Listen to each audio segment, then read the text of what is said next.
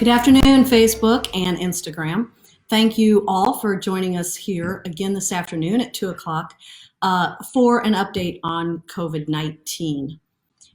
In combination, St. Louis City and County, we have almost 500 cases.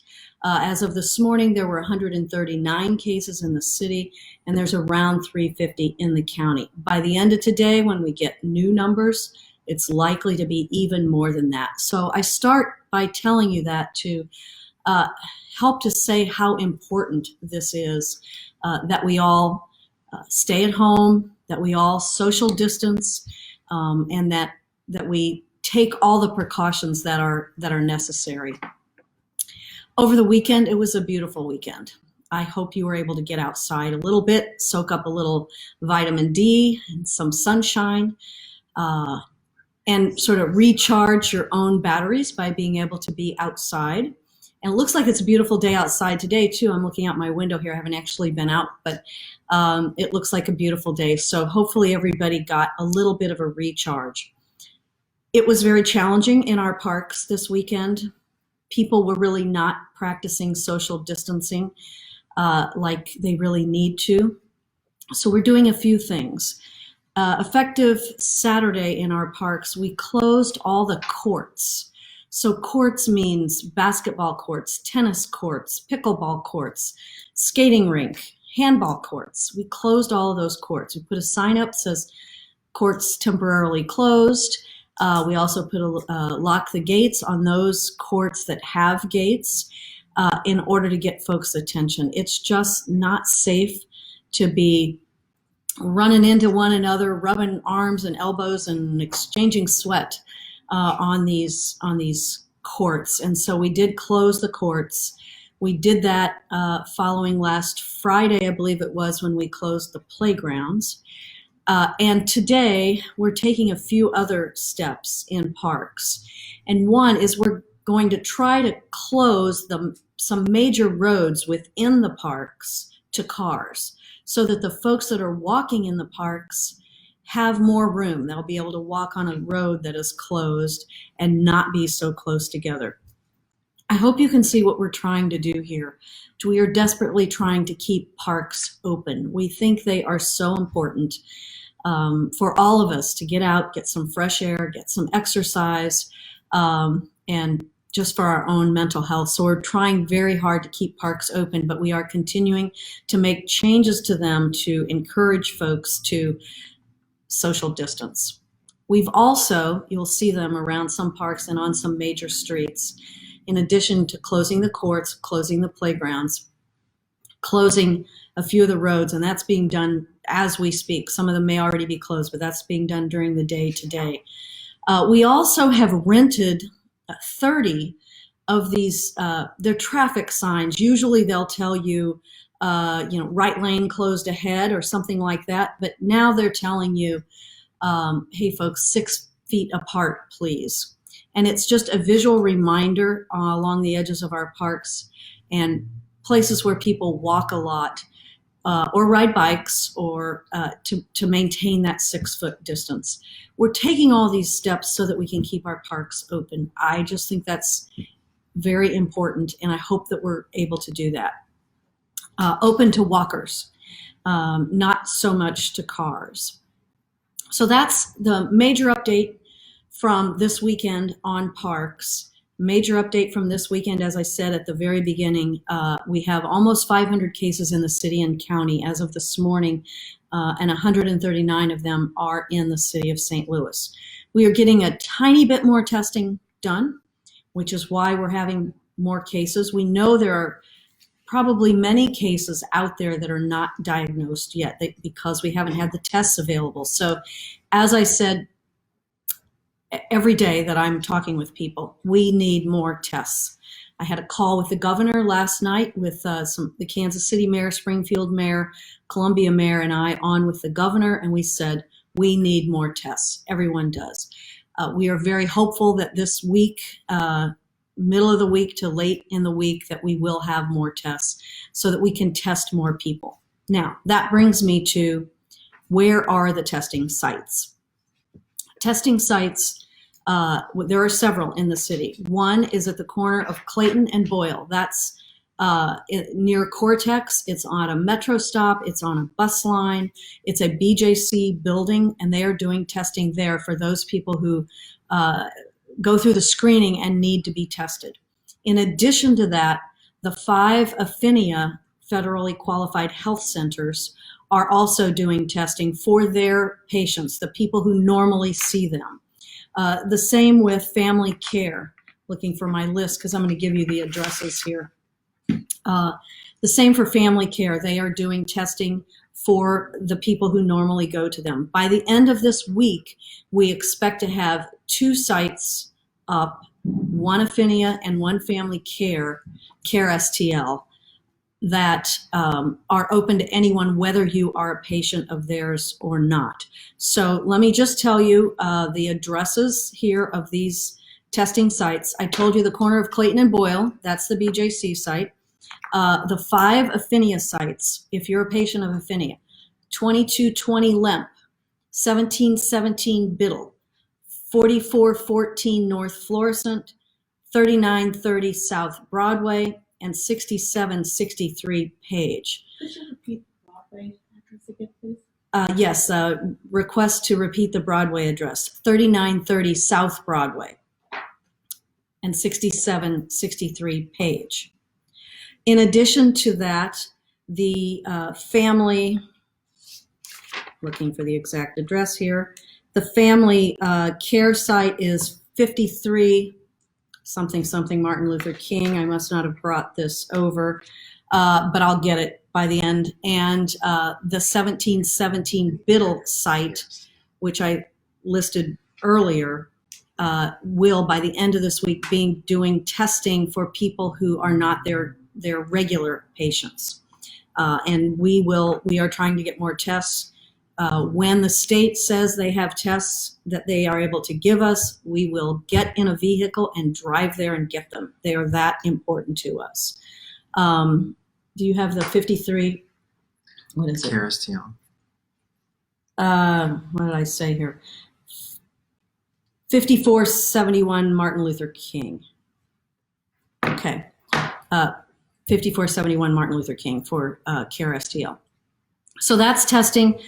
I know you're all watching the news and reading the newspapers, and every community in our nation needs more tests. So we are doing our best to acquire as many as possible, because we believe that the more testing we have, the more we're going to know where this virus is going, and the more we can all prevent that community spread. Although we know we have community spread in our area, which is why we're saying, please stay 6 feet apart. Of course, wash your hands. You know all of that. But this social distancing is a very, very important thing. So with that, I think some people have already texted in some questions. Lots of questions, Mayor, from Facebook Live and Instagram. On the issue of testing, how many tests has the city completed already? And when will there be looser restrictions for the public? I don't know the number of tests because have been already done, because they're done in various places, and that's information that as of right now the state has not released. So I don't know how many tests have been done for people who live in the city. What was the second part of the question? When will there be looser restrictions, meaning anybody can do it? Well, I don't think we'll ever have a time that anybody can do it.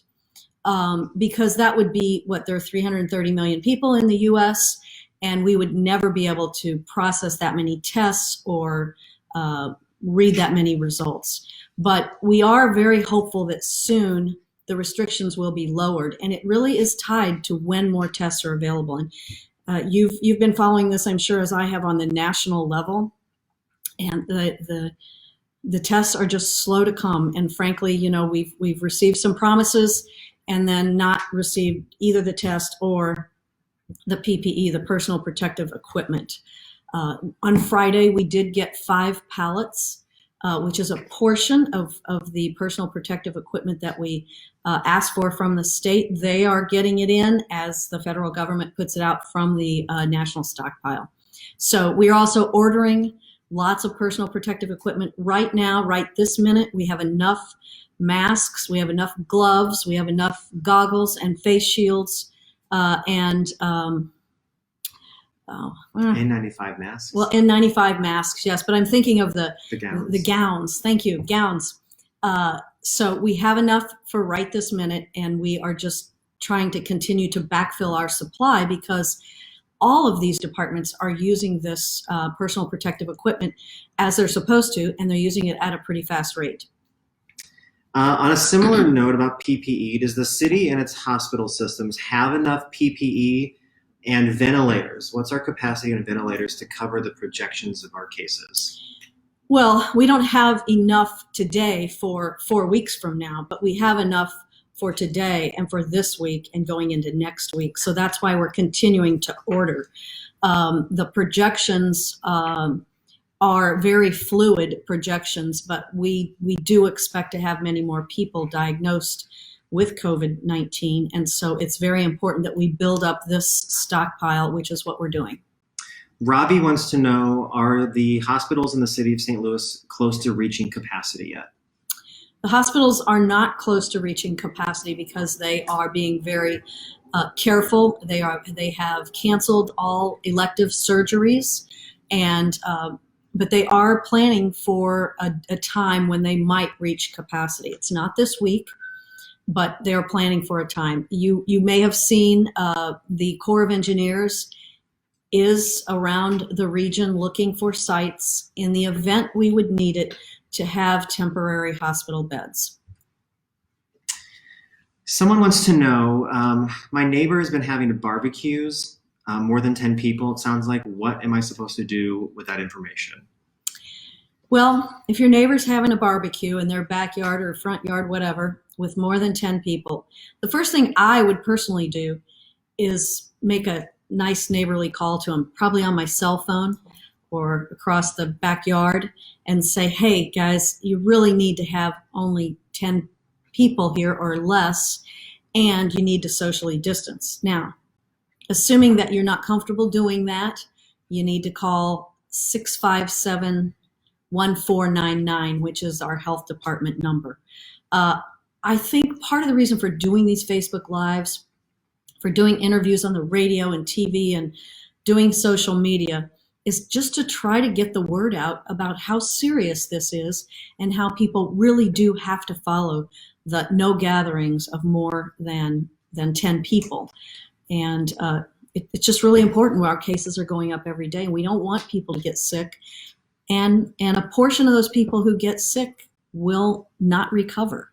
And so we're just doing our best to educate and inform everyone. Mayor, can you suggest that the governor or the state close all schools in the state? So right now, I was on a call last night with the governor. I think I mentioned that earlier. All the schools in the state are closed. Most of the school districts have done it on their own or with their own school districts, but they are all closed right now. There was a call this morning, and people are hearing that some churches in the area have been issued summons for not complying with the city's public health emergency. Can you address why that is?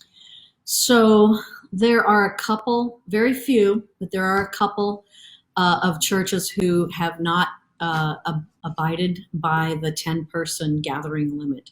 And for those churches, I don't know if we've done it yet, but we will issue a citation to those churches because, gosh, we feel terrible that people can't go to church, but we do think we need our churches to help us get the message out. I was on a call this morning with the Clergy Coalition, and when I signed on, it was one of those big conference calls. There were 160 or 70 people on the call. By the end of the call, I understand there were some 300 people on the call, primarily pastors, bishops, clergy. So we are just talking to them just like we're talking to you, which is this is not safe to have big gatherings. Not church, not funerals, not weddings. And it's just sad as heck, but we've got to limit our social interactions, social mixing. There were quite a few people at the city's parks over the weekend, some of them not adhering to social distancing recommendations. What can you do as the mayor? What can the city do to enforce this more strictly? So I know that people have sent me text messages and Facebook messages with pictures of folks that are not following the social distancing guidelines. So what we have done is, as you know, we've closed the playgrounds, we've closed all the courts, basketball, tennis, pickleball, hockey, roller hockey, closed all the courts. We are closing roads within our major parks, Forest Park, O'Fallon Park, Fairgrounds Park, Carondelet Park, Tower Grove Park. All of those are having partial road closings so that those roads are closed to cars, which gives people more room to spread out. But we have to help one another. So I've said to people a couple of times, hey, 6 feet apart, guys. And I think if you can do that in a friendly way, so we're not used to doing it. And so we've got to continue to help one another. And the city will send park rangers if there's too big of a gathering, or police if it's really a huge gathering. And we know that there was a very, very large gathering Sunday night in O'Fallon Park, which was not a safe situation at all. And so that park will also be closed to cars. The roads in that park will be closed to cars. Mayor, Madonna wants to know, will you extend the order past April 22nd? Madonna, it's likely, but we don't know right now. We are only on March 30th. So we've got another 23 days or something like that until we get to April 22nd. If we can really flatten the curve, maybe not, but at this minute, it looks like it's likely that order will be extended. But as I've said many times, it's a very fluid situation, so we have to wait and see. 2 questions from Jenna and Madison. Why is the workhouse still open, and what is the city doing to protect inmates in its city jails? So we have about 750 detainees in our 2 jails. About 130 or 40 are at MSI, and the balance are at CJC. And we're taking a lot of procedures. One, there's no visitors in our jails, and there hasn't been for 2 to 3 weeks now. So that cuts down on the amount of exposure. Secondly, we're keeping folks spread apart. Some people on here might say, well, you could send those 150 people at MSI to CJC. That would not be advisable. We are trying very hard to keep people distanced and from one another.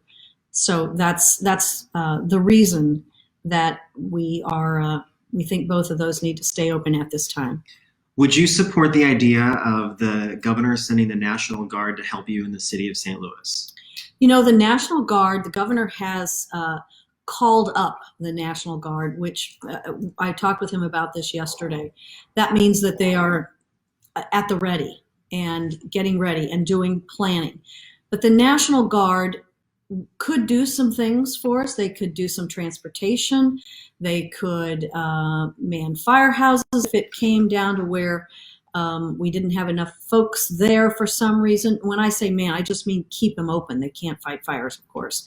So we don't have any duties right now for the National Guard, but it might be one of those things that if we look down the road and if we have temporary hospitals somewhere or temporary setups, that we might utilize the National Guard, but we don't have any plans right now for them. Someone wants to know, why is City Hall still open? So City Hall is still open on a very skeleton crew because, frankly, we have to keep the wheels moving a bit. And so in our office here, we only have about 5 people working on a daily basis, and some of them rotate in and out on various days. Our building division has a very skeleton crew.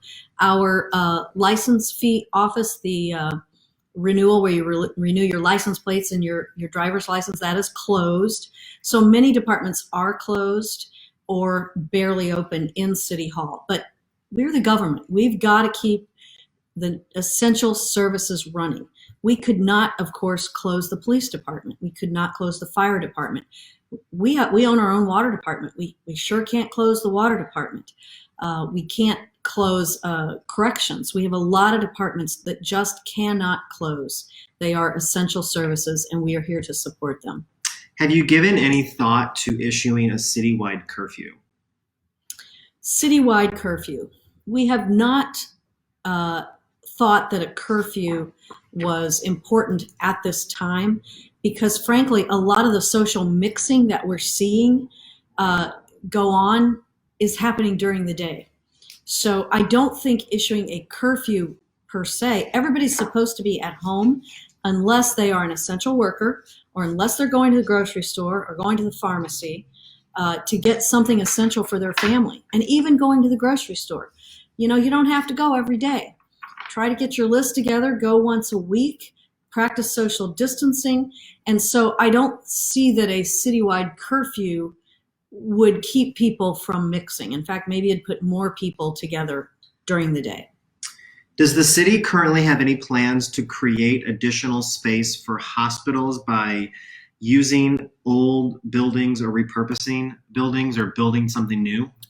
That's one of the things that we're working with the Corps of Engineers on. That is contingency planning. That is looking at the projections and thinking that it is possible that we will get to a point where we have so many cases that our hospitals, our regular hospitals, cannot handle all of those cases. And so, yes, we are doing contingency planning, looking at several locations in connection with the state and the Corps of Engineers and our hospitals so that we would have adequate facilities available. You see this happening in New York. The Jarvis Center in New York has been transformed into a temporary hospital. You see it happening in Chicago. They're looking at doing that in McCormick Place, perhaps. And so we are doing a similar thing. You know, Detroit is a hot spot. New Orleans is a hot spot. Chicago, St. Louis, and Los Angeles are all big spots now. But Missouri has a very fast growth rate in these cases. And over half of Missouri's cases are in St. Louis region. Over half of St. Louis cases are in the St. Louis region. So I know I'm nagging you, but please either stay home and social distance. That goes into our next question. Are you concerned about the rate at which the cases in Missouri continue to climb, and what can the state do to flatten its curve? I think we all should have a stay-at-home order in place. And I know that the governor has recommended a stay-at-home order. He has not issued a mandatory order, which, you know, our order in St. Louis City and St. Louis County is a mandatory order. And we have to appeal to you, though, to follow that order. And we're continuing to put more restrictions in place to try to force that compliance because we just believe it is too dangerous to do this social mixing. What would you tell a young person in your city, Mayor, who is worried about not being able to pay rent because they've either lost a job or they can't afford it anymore? That's a question from Tyler.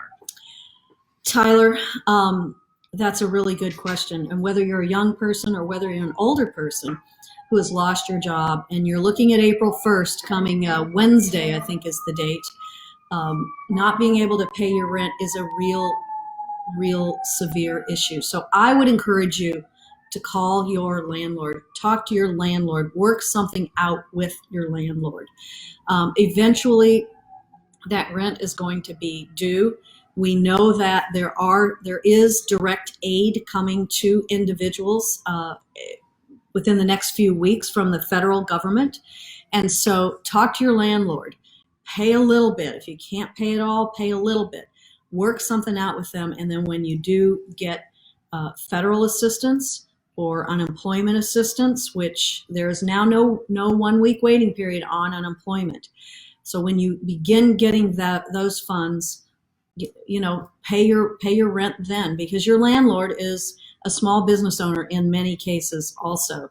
So you won't be evicted right now because we have a stay on all evictions. There have not been any evictions done in the city of St. Louis for several weeks.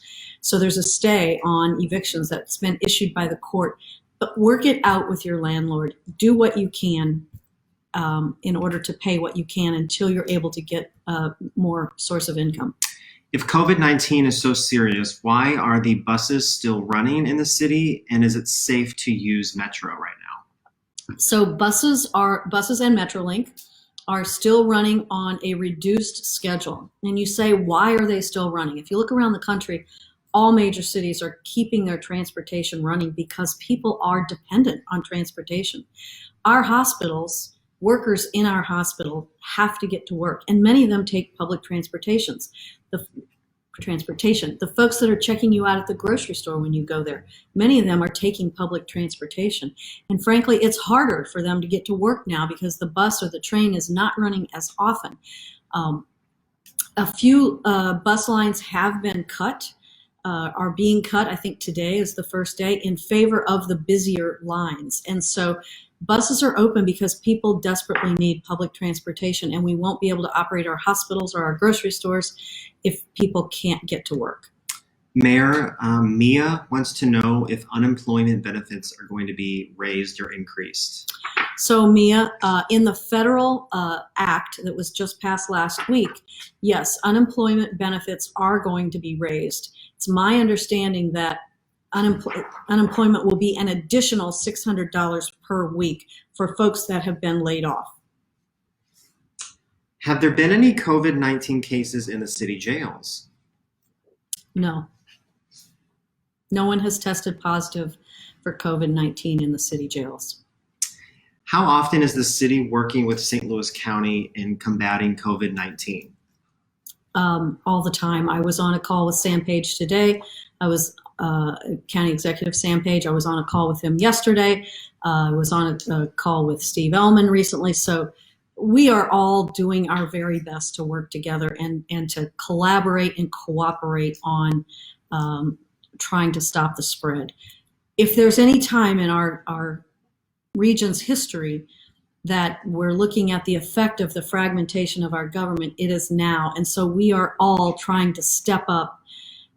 Every single one of the executives or leaders in the region are trying to step up and do our very best to work together, make joint decisions, and because it's for the good of our folks.